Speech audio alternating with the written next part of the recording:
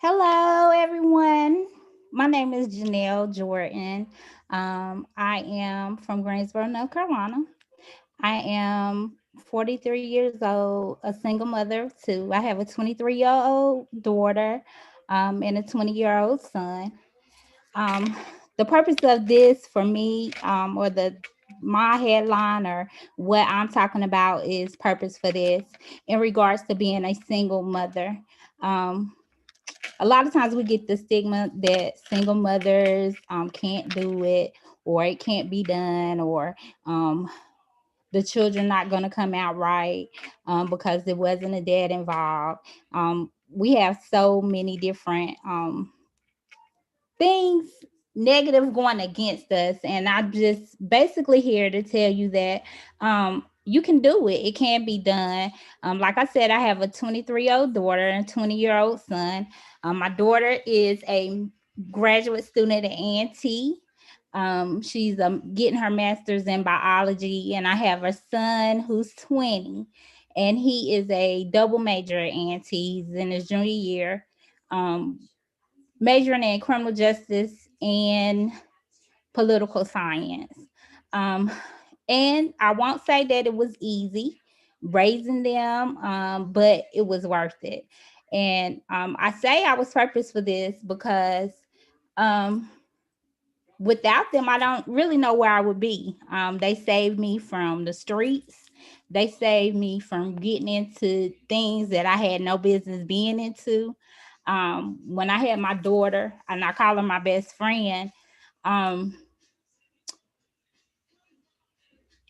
it became important for me that she sees um, somebody that I didn't see growing up. I wanted her to have a role model.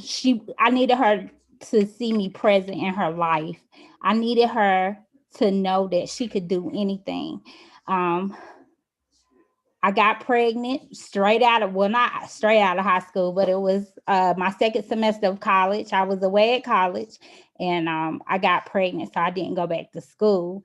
I did eventually end up at Bennett College, and a lot of times the girls would see Jakara on campus with me. And I think that kind of led the way for her to see that it was important to go to school. If my mommy did it, she could do it. And the same with my son.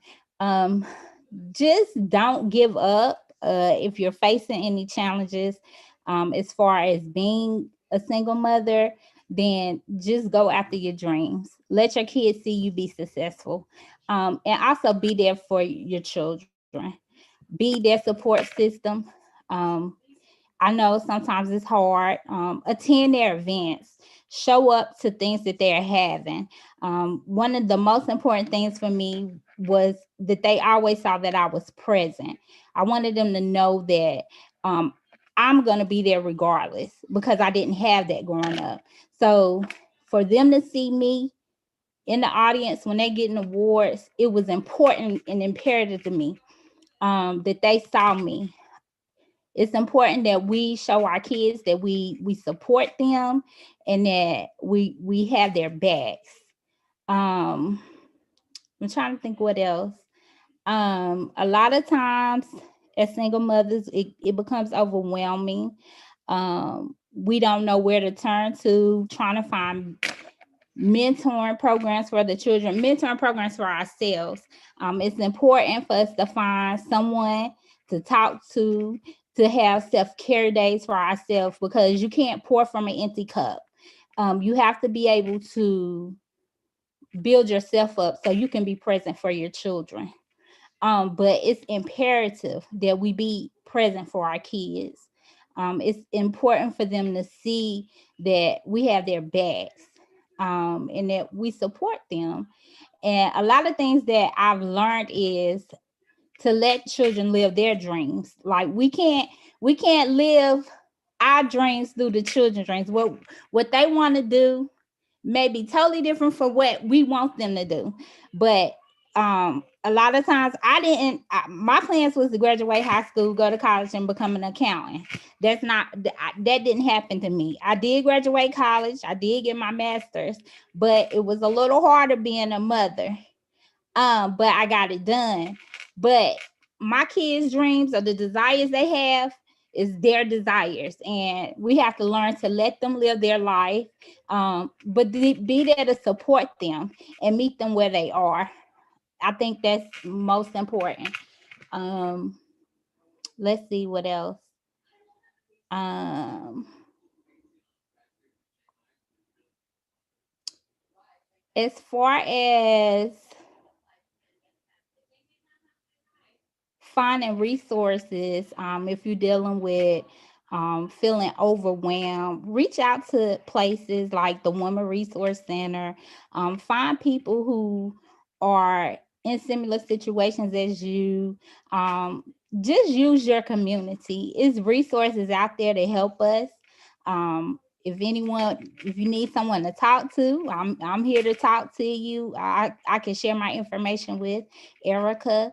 But it's important that our kids see us happy, our kids see us healthy, and our kids see us doing well. Because a lot of times the kids are going to school with so much from home, and is leading to school, and they're not happy, and we have to change that early while we still can. And it starts at home. It's not the school's responsibility to raise our children. We have to be present for our kids, and we have to we have to make a way. We have to, what we can't do, we have to be able to find the resources. I know for my son, his dad was present, but he wasn't the role model that I need for my son. So I came involved in church, or found male mentors that could help my son, that was going to be positive for him, and spend time with him when he felt let down by his dad. But I needed him to know that it is male role models or people out there that could help him where I couldn't. I don't know what it is like to be a male, or what kind of feelings or things he's going through. So it's my responsibility as his mother to make sure I provide or find the resources to help him. If he's having trouble in school, or if I didn't know what to say, or he having a bad day, I would go to his principal. I will find somebody that could talk to my son, to help him. Even with my daughter, it's times where it's stuff that she couldn't share with me. But I made sure I got her in programs where she was able to talk to someone, to let it out, because it's important that our children have good self-care and be well mentally. So I guess I'm just basically saying that, meet your kids where they are, but provide a good support for them so they can grow, and they can be successful. And we have to be our children's voice. And God knows it's hard. It's still hard, because I've never had a 23-year-old daughter, and I never had a 20-year-old son.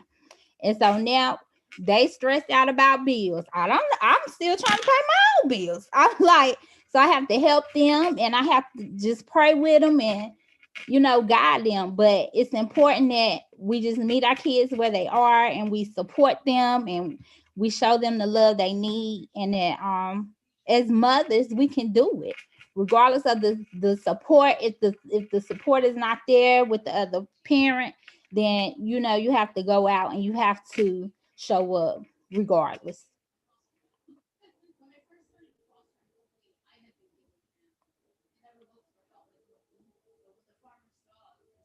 Does anyone have any questions?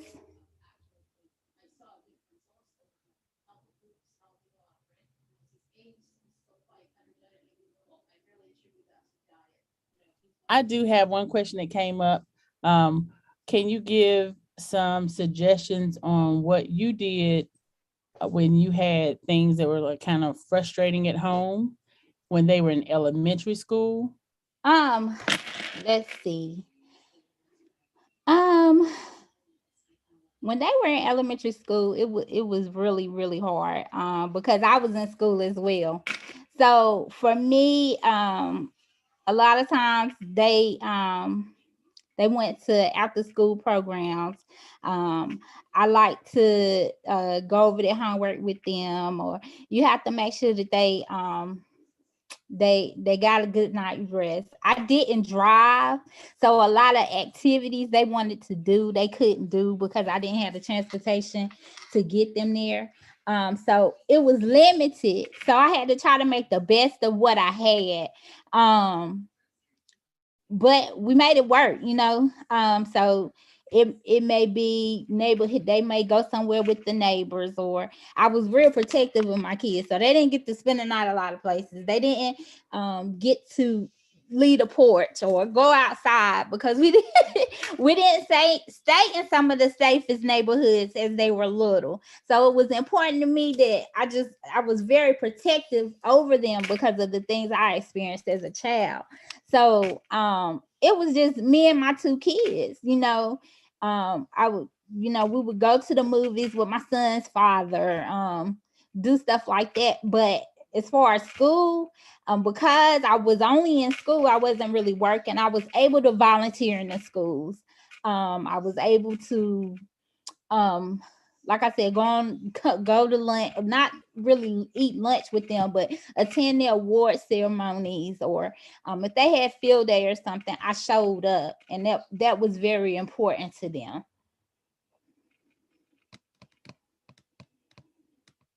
Okay, that was a question that I got from online. I wanted to ask. Did anybody else have any questions?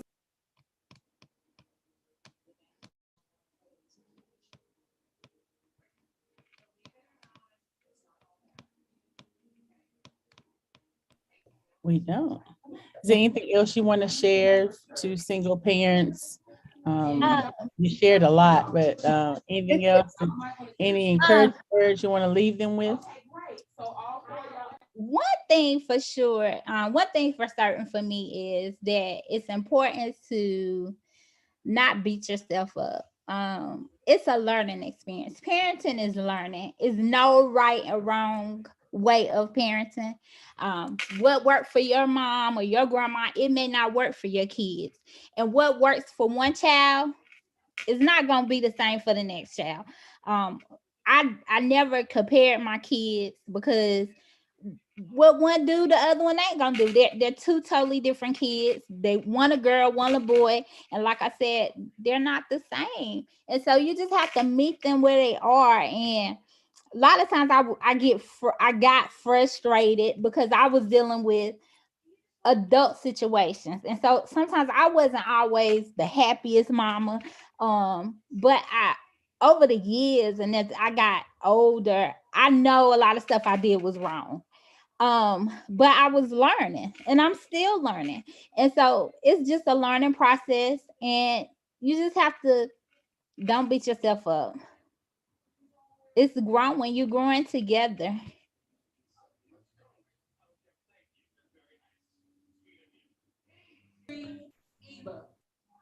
Does anybody else have anything to say or questions?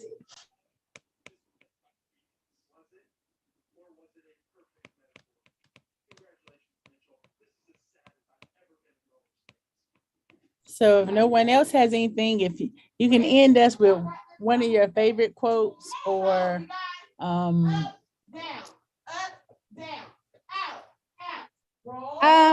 Let's see. One thing I tell myself all the time is if you can look up, you can get up.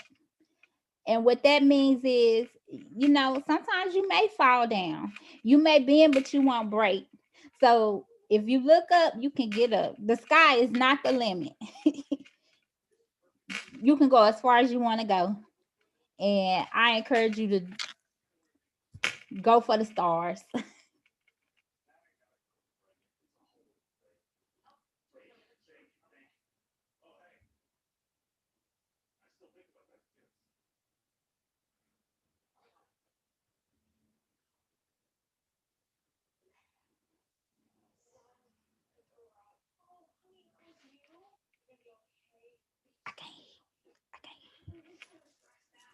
Can you hear me pretty good?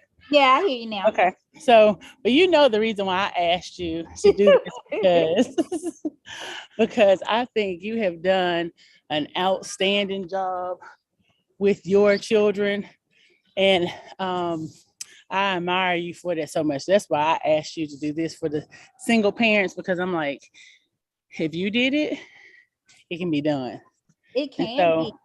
It can be, and it's challenging, but it's right. rewarding. It's so rewarding to see the fruits of your labor. Nothing you do is done in vain. And it's so rewarding. But they need us. They need to see us. They need to see us happy. They need to see us healthy, and they need to see us being there. And it was so many times I wasn't happy. I wasn't in a healthy place. And we experienced a lot as a family. We experienced death of my brother, then death of my grandma, and I think that kind of brought us closer. But they all I got, and I'm all they got.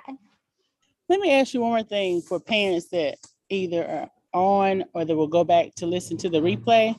What about those that do not have a village, like the dad's not in the life and they don't have a village? It's just them and maybe two friends, and that's it. I had to create my village. I mean, dad in and out the life. I had some family, but it wasn't consistent. So sometimes you have to go out and you have to find what you need for your children, because you know what your kids need. You know what, and you know what you can do, and you can't do it all. You can't do it all. And so you have to go out and find, hey, my child needs this. Can you help me with my child doing this? I always try to. One thing I did was my children never went to the neighborhood schools. I never wanted to become a part of their environment, because like I said, we didn't stay in the best neighborhood. So I wanted them to see something outside of what they came home to. So I wanted them to be able to just see it's better out there. Like, and I used to say to my kids, this is our resting place, not our nesting place. Like, this is only temporary. So a lot of times I leaned on programs they were in, mentoring programs, school principals. My daughter was on the dance team. That became a family. But you have to, look for those resources for your children. I think I can definitely attest to that. Miss Erica, you put the words right in my mouth. Me being a single mom, and like I said, Miss Erica, she know my story, but it does take a village, and create me definitely became that village for me. And the dance, not just Miss Erica, but the dance moms that were in the same Wow. dance group as my daughter. So that was amazing. So you definitely have to create that village, reach out, when you need help. So yeah, that's been a blessing. So thank you, Miss Erica, for that, introducing me to the moms and, being that village for me and my daughter. Yeah, it's important, and especially if you don't have family, and it's just you and your children. It's important for you to just create, but you have to be open to, meeting new people, and um being able to let people in, and telling them I need help. I can't do this by myself. And that's what a lot of time we want our kids to always see us be strong, but sometimes you have to ask for help, because you can't do it by yourself. I mean, you can do it by yourself, but if you can get the help, get the help. Get the help. This is my final question.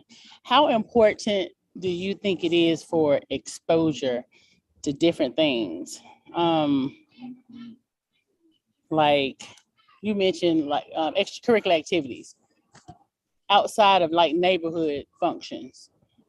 Oh, And well, can you share some extracurricular activities and programs, just like your daughter is and still is part of I'm a Queen. Yes. Can you share different organizations and some of the things that you had your children in?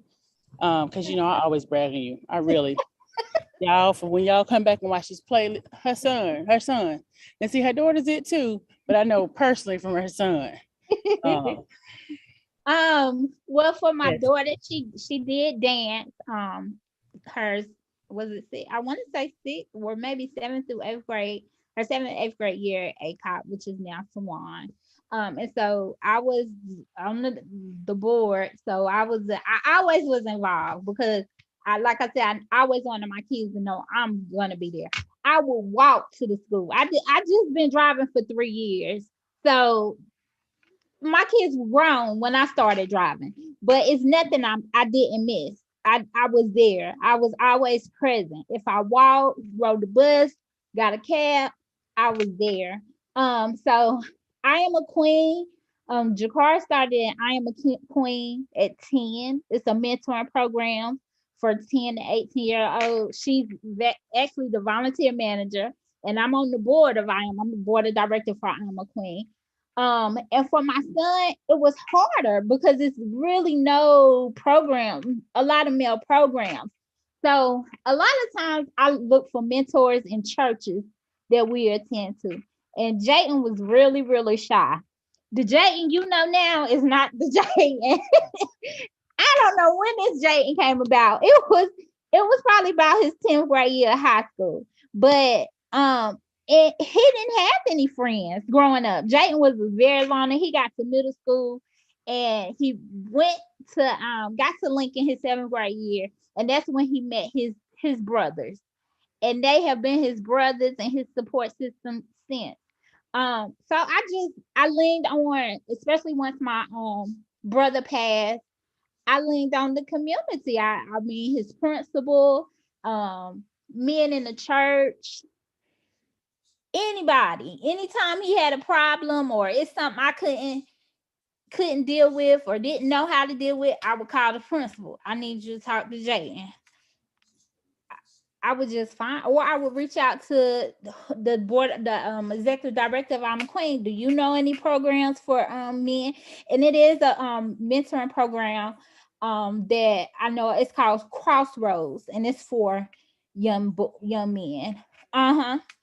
And I'm a Queen is a good program, and it's just, and I'm sure it's more out there, but that's really all I know. But I would just say you just have to look, and you got